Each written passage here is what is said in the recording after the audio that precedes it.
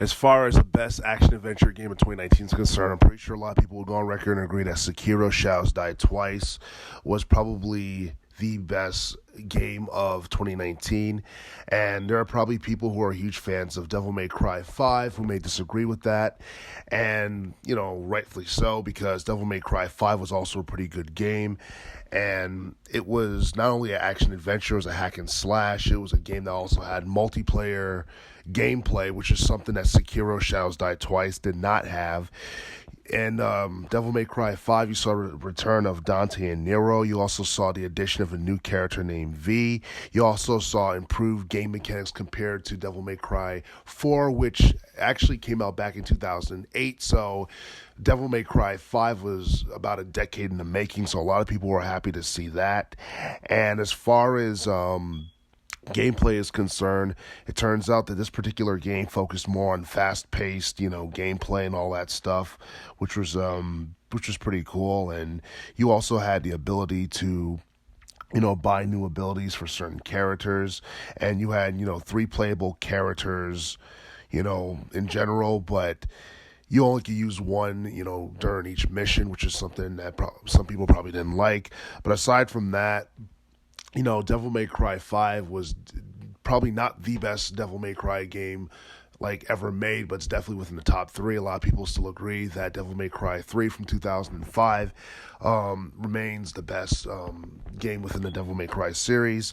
Also, you had Days Gone, which came out earlier this year, and I believe it was also a single-player only game. It was more of a survival horror game, and one of the things that added to its appeal was its game engine. It was played from a third-person perspective, and it utilized the Unreal Engine 4, and basically, players had to complete objectives using, stealth, you had to use stealth tactics along with, weapons, and you had to be very skilled and all that stuff. But with Sekiro Shadows Die Twice, that game was available for multiple game consoles. It was available for PlayStation 4, Xbox One, and Microsoft Windows.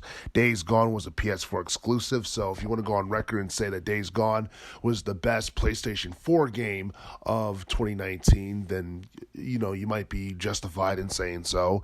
Sekiro Shadows Die Twice was probably the best action-adventure game across, both the PlayStation 4 and the Xbox One, and Sekiro Shadows Die Twice was a game that reminded a lot of people of the Soul series, which could be a good or a bad thing. Also, it sold a lot of copies worldwide since its release back in March of 2019. I believe it was reported this past summer that it reached roughly over 3.8 million copies worldwide. And since we're in 2020, January 2020, it's possible that it's reached 4 million by now. And there were a lot of things about this game that was just easy to admire, from the realism to the voice narration to the basically to the blood and gore that was in that game, the challenging mid bosses. All that stuff were all things that added to the appeal of Sekiro Shadows Die Twice, and it ended up being a game that was surprisingly better than what many people initially expected.